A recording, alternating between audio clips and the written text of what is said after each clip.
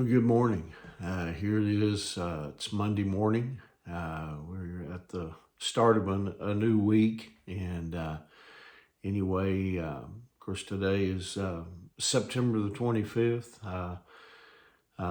We're working our way toward the end of September. And anyway, I know even though it doesn't feel like fall, the first day of fall, I believe, was Saturday. And anyway, I hope you had a great weekend, and hope that you were able to maybe be with your family and maybe do some things with them. But anyway, now we're at the beginning of another new week, and certainly hope that you're doing well. Hope that you're rested this morning and ready to go, ready to tackle the opportunities that God has before us on this day. But this morning, I want to share a devotional with you entitled "In Our Own Language."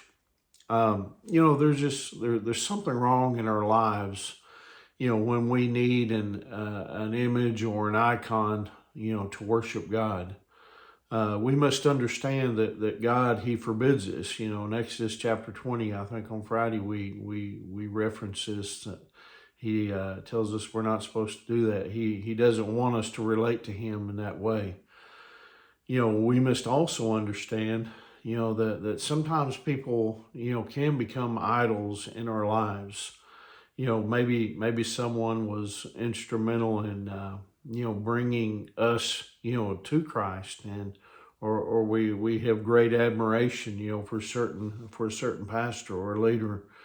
But is that person becoming an idol? Are they taking the place of God, in our lives? Of course, God will use people to impact us spiritually. He does do that. But every person will, at some point, they will fail to measure up to all the expectations, that we have. And because we sometimes make idols, out of others, our faith is shattered, when we discover that they're human like us.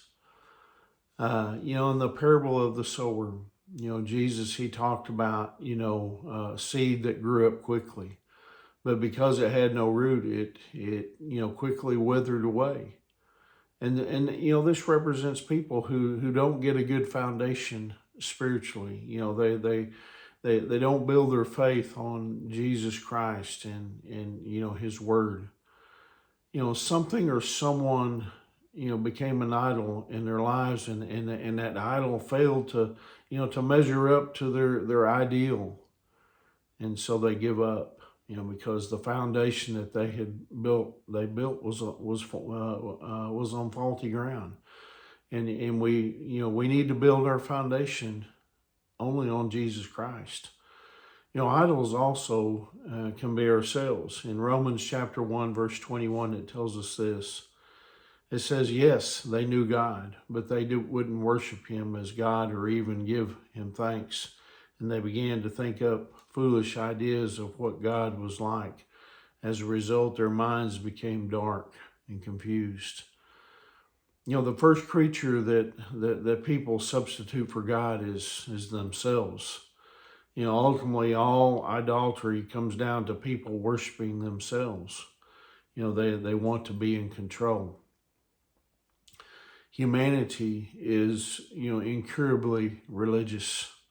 There's something in us that wants to worship, but if we can make a God in our image and thus call our own shots, then we're happy.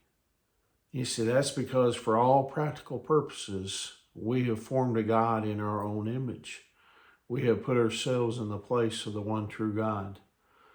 Idolatry can be living, for our senses and appetites as well. The Apostle Paul, he wrote in Philippians chapter 3, verses 18 and 19, the following. He said, there are many whose conduct shows they are really enemies of the cross of Christ. They are headed for destruction. Their God is their appetite. They brag about shameful things, and they think only about this life here on earth. See, Jesus also warned, about pursuing empty lifestyles. You know, he asked us in Matthew 6:25, isn't life more than food and your body more than clothing? You see, for many people, the answer is no. You know, let me ask, is there one thing that you would absolutely refuse to give up if God were to ask you to ask that of you? I mean, is there one thing that would cause you to say, take anything but this, Lord?